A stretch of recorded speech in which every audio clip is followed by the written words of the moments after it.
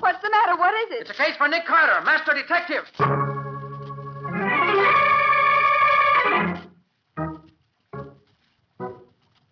Yes, it's the case of the Red Goose murder. Another case for that most famous of all manhunters, the detective whose ability at solving crime is unequaled in the history of detective fiction, Nick Carter, master detective.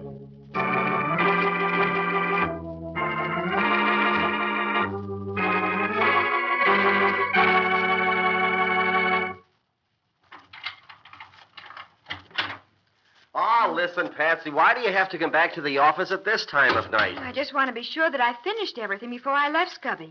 With Nick away, it sort of leaves the responsibility on my shoulders. Okay, but shake it up, will you? The last show starts at 8:40, and it's 8:20 now. This won't take but a minute, Scubby. I simply want to have everything in order for the morning. That was a good feed we had, wasn't it? That salad was out of this world. Oh, doggone it. I knew we should have stayed away from this place. Nick Carter's office, Patsy Bowen speaking. Mr. Carter there? Not at the moment. Who's calling, please? Art Bradley, manager of the Red Goose. When do you expect Mr. Carter? I can't say exactly. Can I do something for you? I'm his assistant. No, maybe you could help me out. Well, I'll be glad to if I can. Suppose you tell me why you called. Well, it's like this. My girl singer has just died very suddenly. Oh. She was all right a half hour ago, but when I stopped in her room just now, she was slumped on the floor dead. Looks very odd to me. Well, why don't you call the police? Well, I was going to, but the police visiting my nightclub would hurt business. And she may not have been killed, so I wondered if Mr. Carter, you see, I met him the other evening at one of his lectures. I see. I wondered if he wouldn't come over and see what actually happened before I do anything further. If you have any suspicion that her death wasn't natural, Mr. Bradley, you'd better call the police. Yes, I suppose I had better. Who shall I call? Can you tell me? Look, Mr. Bradley, leave it to me. I'll take care of it for you. Oh, well, that'll be fine. Thank you so much. Goodbye. Goodbye. Now what, more trouble? Not for us, Scubby. I have to call Sergeant Matheson. Then it's us for the movie. Oh, swell. I thought for a minute we were going to miss that Western. Oh, no, sir. Homicide. Sergeant Matheson. Oh, hello, Sergeant. This is Patsy. Oh, hiya, Patsy. What's up? Art Bradley, manager of the Red Goose on West 7th Street, says his girl singer is dead, and he thinks maybe she didn't die naturally. You better take a look and see what's what. Nick going over? No, Nick's out of town for a few days. You'll have to solve this alone, if you can. What do you mean, if I can? I solved murder cases before you was born. Just because Nick has helped me out once or twice... I apologize, Sergeant. Happy hunting to you. Bye. Come on, Patsy. We just got time to make it. Right with you, Scubby. Let's see how the movies do it, just for a change.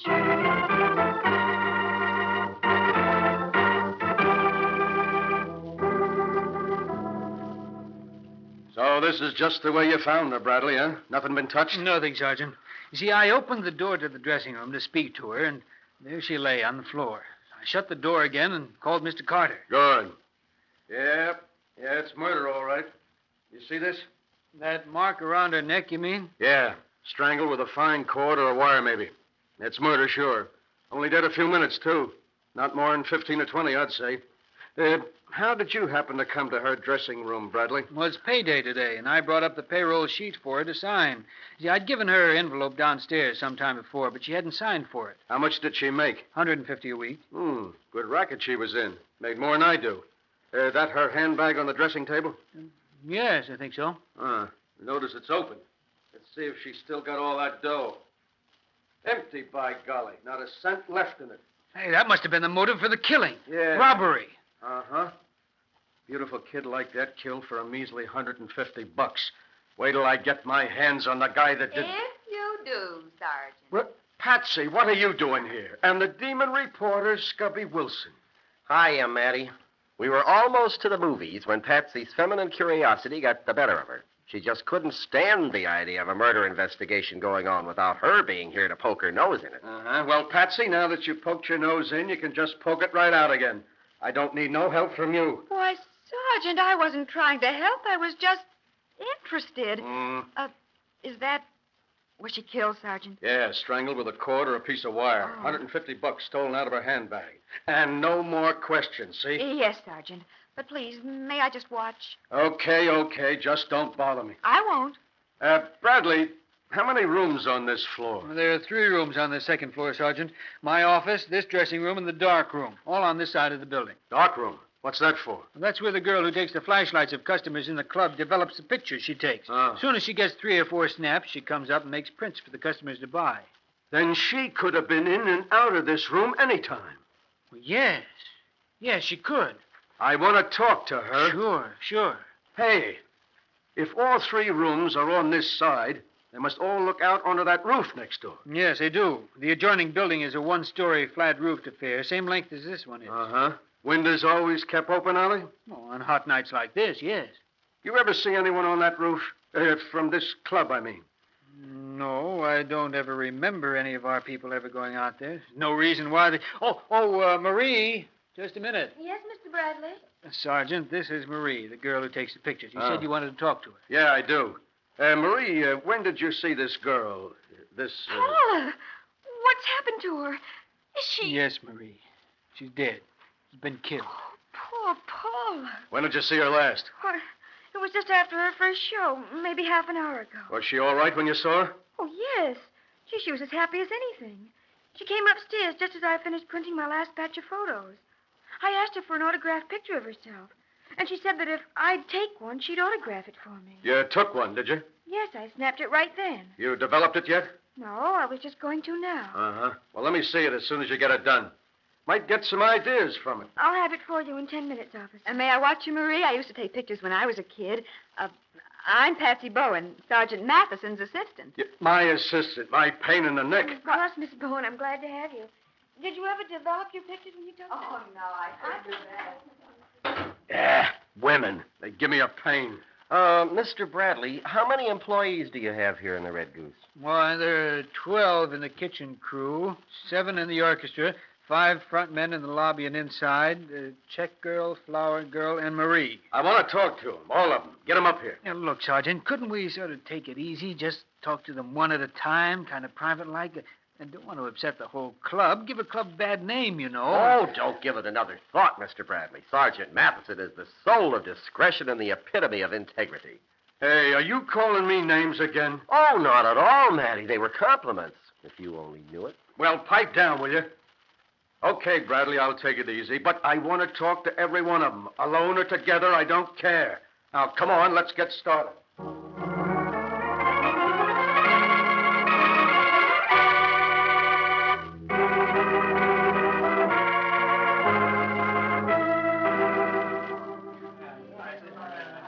Hey, Sergeant. Yeah? Got some news for you. Yeah? What is it, Scubby? Your homicide squad is all through. Just left. Oh, some news. That helps a lot. You finished your checkup? Yeah, we've accounted for all but 2 waiters and 1 of the front men. And all 3 of them have been with me for years. They can't be mixed up in this. Who says they can't? Anybody could be mixed up in it. But we'll let them go for now.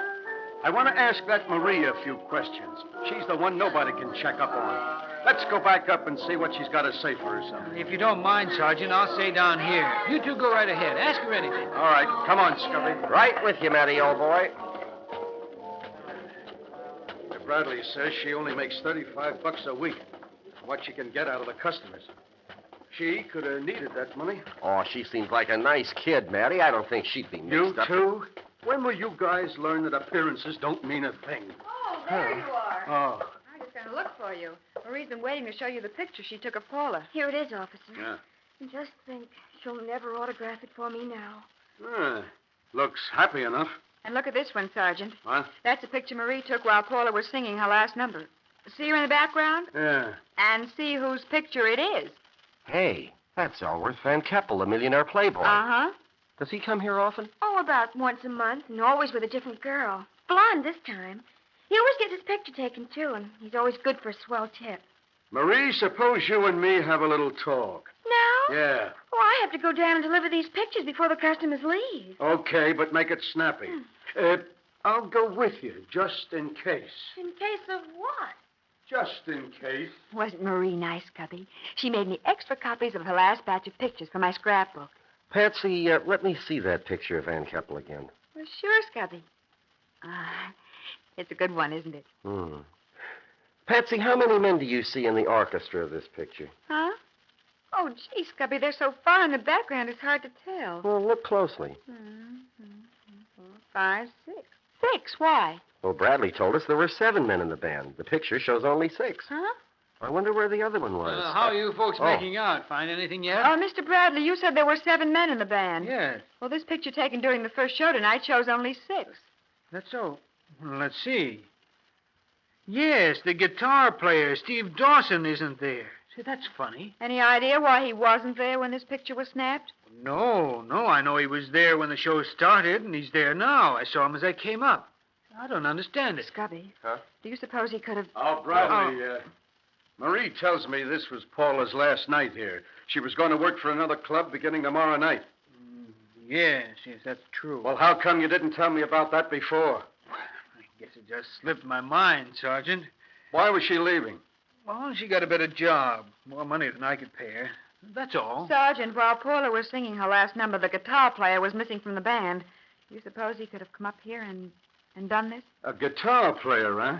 Hey, Bradley, do these musicians have a dressing room here anywhere? Yes, they do, on the 3rd floor. They keep their stuff in lockers up there. How much longer are they going to be playing? Let me see, it's 9:10 now. They break at 9:30. Uh-huh. So we got 20 minutes. Let's have a look at this guitar player's locker. Maybe he knows something about this.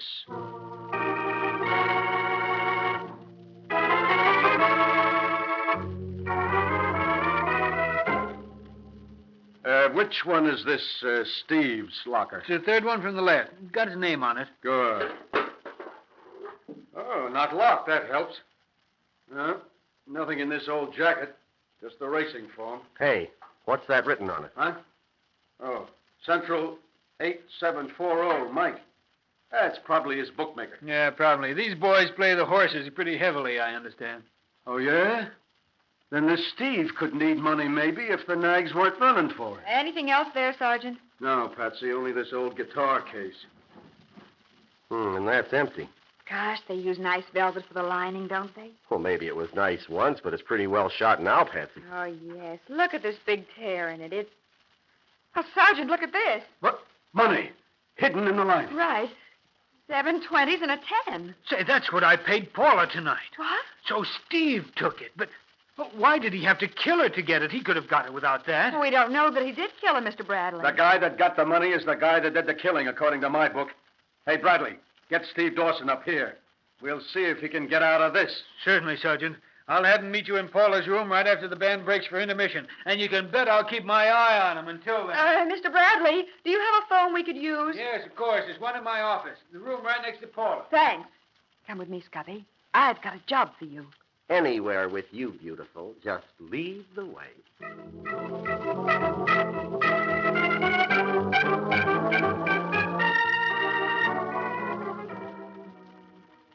You say you want me to call this number we found on Steve's racing form? Right, Scubby. And ask for Mike. Oh, do you want me to ask him anything special? Oh, no. Just say it's Steve Dawson calling. Yeah. Then stroll around and see if maybe he won't let something slip about Steve's finances. Okay, what can we lose? Here goes. Right. 8, 7. Oh, I wish I knew what this Steve's voice sounds like. Well, just talk a little husky, as if it were a bad connection. Mike'll never know the difference, I hope. The Purple Pig. Good evening. Oh, hello. Is Mike there? This is Mike. Who's talking? Steve Dawson. Oh, yeah, Dawson. You got the money ready for me? Well, I've got part of it. Part of it. Hey, listen, you know what I told you. You have it all when I call for it tonight, or else.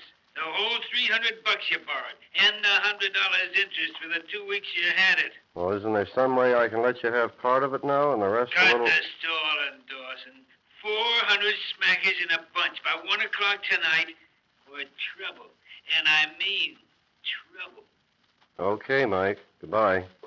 So Steve did need money. He sure did. $400 by 1 o'clock tonight, and no fooling around either. So Steve might have needed that money so bad he'd be willing to kill Paula to get it. Well, it sure looks that way from where I sit. I wonder Scubby, what's that on the floor over under the window? Huh? Oh. Looks like tar. Tar? Yeah, tar off somebody's heel. Maybe somebody was out on the roof and got some on his shoe. Mr. Bradley said nobody ever went out there. But look here. Here's a smudge on the windowsill, too, Scubby. Do you suppose... Have you got a flashlight, Patsy? Yeah, my swirl one's here in my bag. I think I'll have a look at the roof outside this window. There might be footprints or something. If you're going out there, I am, too. Give me a hand. Okay, beautiful. Here. Easy now. There you are. Hey, tar on this roof is soft, isn't it? Yeah, tar roofs generally get that way on warm days. No, I don't see any prints here anyway. Well, that doesn't prove anything, of course. Soft tar wouldn't hold prints very well. Scubby, this fire escape. Oh, I'm getting all mixed up. Must be the one that goes up to the musician's locker room. Well, it probably is. I remember seeing one when we were up there before. Is Paula's body still in her room? No, they took it away after the homicide boys finished their investigation. Oh, I'm glad of that. I don't... Oops. What's the matter?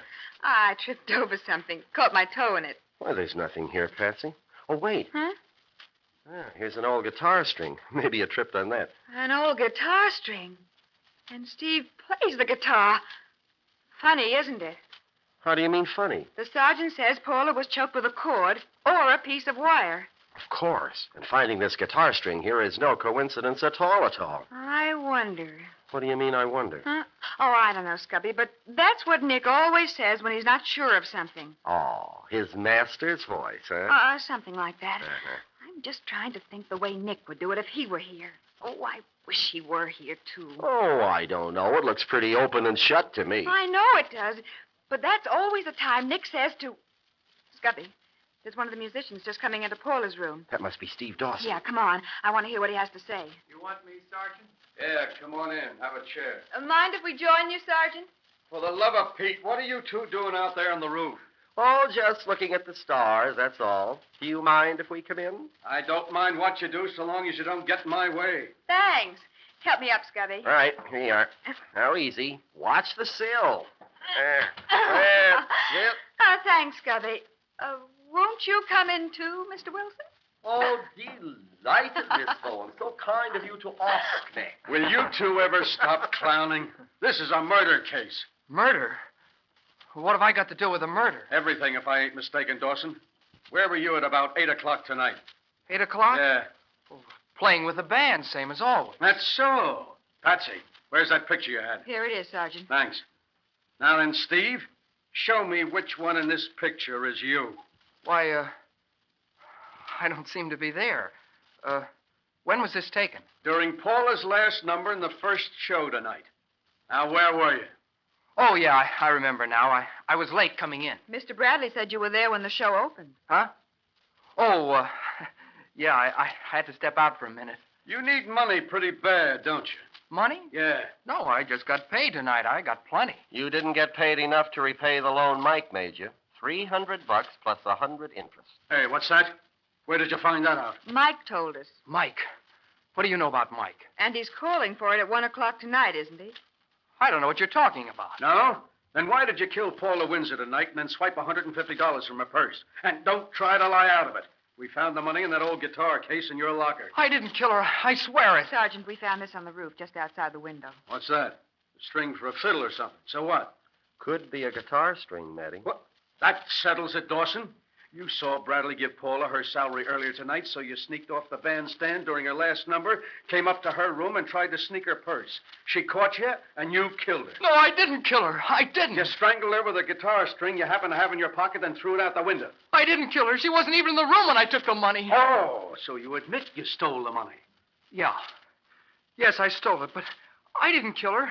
She was just finishing her song when I got back downstairs. No good, Dawson. If you can make a jury believe that, you're a better man than I think you are. But I tell you, I didn't kill her. Look here, Scubby. I took the money Here's a because I slip was of paper on her dressing table with that same number on it that we just called. CE8740. Wonder what she was doing with that. Playing the horses, maybe. I doubt it. Sergeant. Yeah. May I ask Mr. Dawson a question? Oh, you again.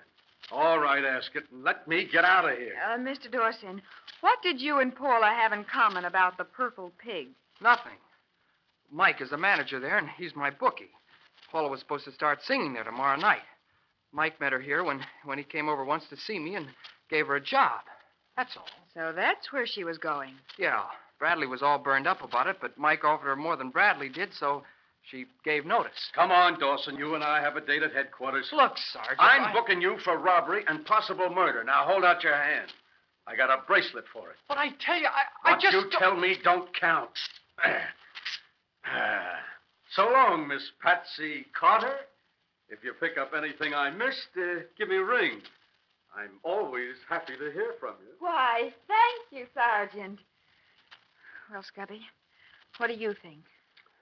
I think if I killed a girl with a guitar string, I'd never throw it out the window where it would be found first thing. Well, that's the way I feel. And it seems to me that if Paula did catch Steve Dawson stealing her money, he wouldn't be likely to go fishing around in his pockets to see if he had an old guitar string he could kill her with. Gosh, you're right, Patsy. He'd more likely strangle her with his bare hands. You know, Scubby, I think the murder had nothing to do with the robbery. I think whoever killed Paula did it deliberately and used the guitar string to throw suspicion on Steve Dawson. Which would account for his leaving it right outside where it would be sure to be found. Uh-huh. And I noticed another thing, too, Scubby, that makes me think Dawson didn't kill her. It's not proof, but it's something to think about. Yeah, what's that? Well, when I saw Paula's body, I noticed that she had unzipped her dress as if she were going to take it off. Uh-huh. And her shoes were off, and one of her stockings was unfastened, which means she'd been in her room long enough to start changing her costume. Good girl. And if she'd been leaning over and fastening her stockings, the killer could have crept up behind her without being seen. Yeah, that's what I was thinking. Oh, the poor kid. Just look at this picture of her that Marie took tonight. She's laughing and looks as if she didn't have... Scubby! Huh? Look at this picture. Look at the mirror. Hey, there's the figure of a man reflected in the mirror. From the angle at which the picture was taken, he must have been standing on the roof just outside her window. He probably thought he couldn't be seen, but the camera caught him in the mirror. Oh, it isn't plain enough to make out who it is. No, the picture doesn't show him very plainly. But it's definitely a man in a black coat, and the musicians wear white. So it's not the guitar player. Scubby, this man has a flower in his buttonhole. It's the right buttonhole instead of the left, the way most men wear them. Hey, let's ask Bradley. Maybe he'll be able to recognize who it is. Right, Scubby, come on. We'll show Sergeant Matheson yet.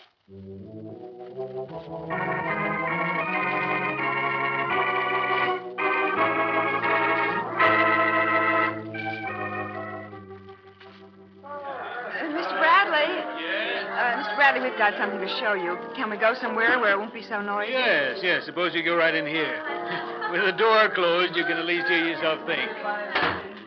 Ah, yes, this is better. Now, what have you found that would interest me? Mr. Bradley, this picture was taken this evening in Paula's room right after the first show.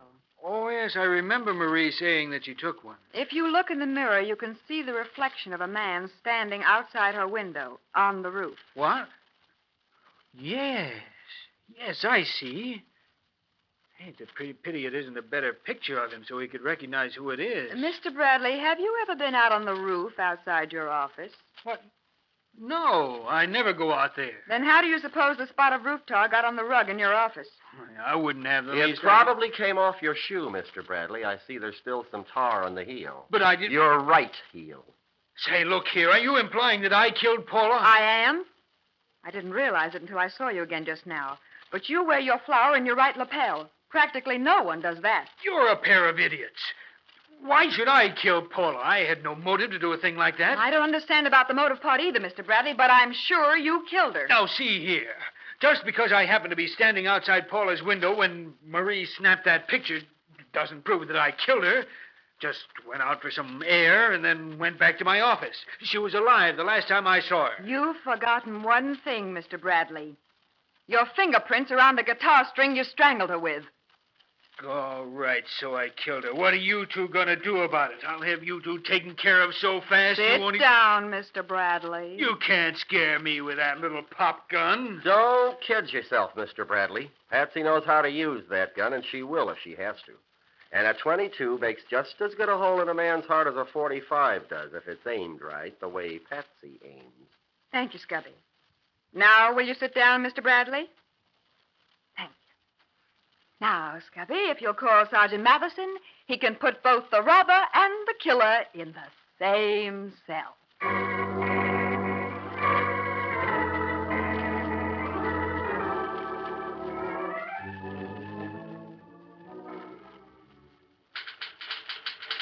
You mean you're going to be at that typewriter for another hour yet? I'm sorry, Scubby, but I have to have a full report ready for Nick when he comes back. And I want to get it down in black and white while it's still fresh in my mind. Okay, I quit. I'm going home.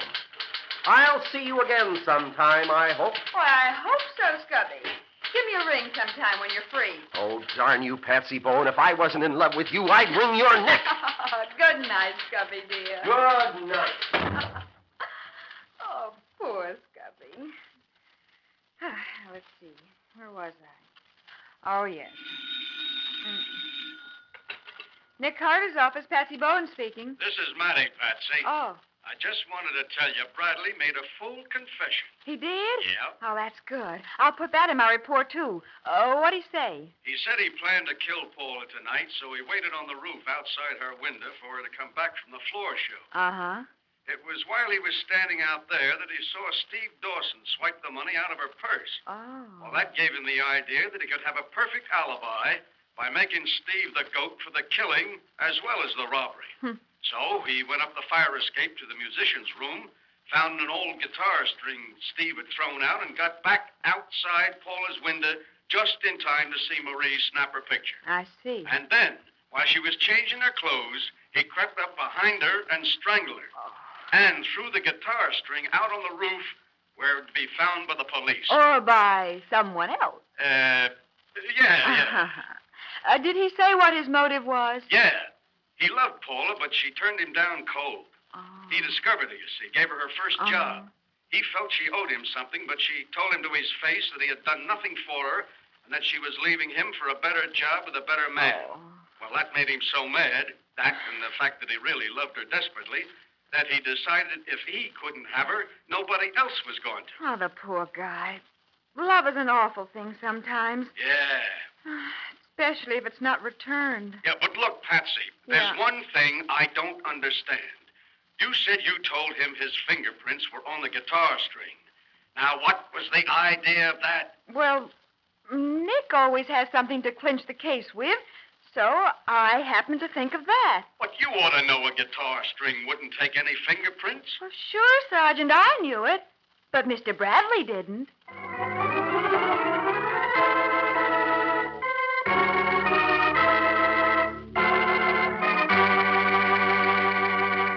Well, Patsy, in the absence of Nick, I suppose I'll have to get my hints on next week's show from you. How about it? I sure can do, Carl. The case started when both Vince O'Neill and Otto Lerner found they were married to the same girl. What did Nick do about that? Well, he started out to find the girl and straighten things out, if he could. And he found her, I suppose, knowing Nick? Oh, yes, he did. But when he located her finally, she could no longer give him any information. She'd been using a new jar of cold cream and taking a bath. Well, what did that have to do with it? Why, everything. That and the fight on the train. Yeah. All right. What's the name of the story? We call it The Case of the Extra Husband.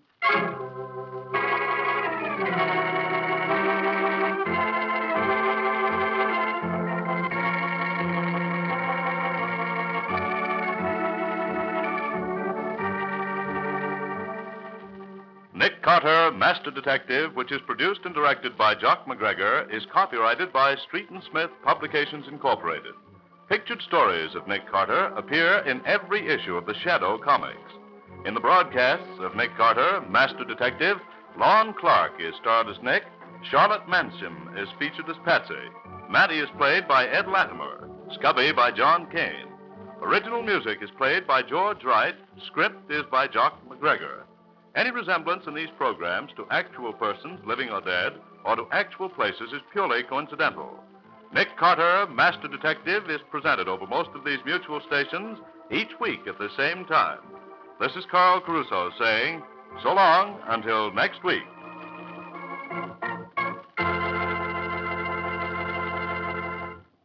Auctions are exciting, but we've never heard of a public auction where the bidding went up to murder. There's your promise of thrilling mystery entertainment again tomorrow night over these mutual stations on Bulldog Drummond's case called Upholstered for Murder. That's Bulldog Drummond, Mondays on Mutual.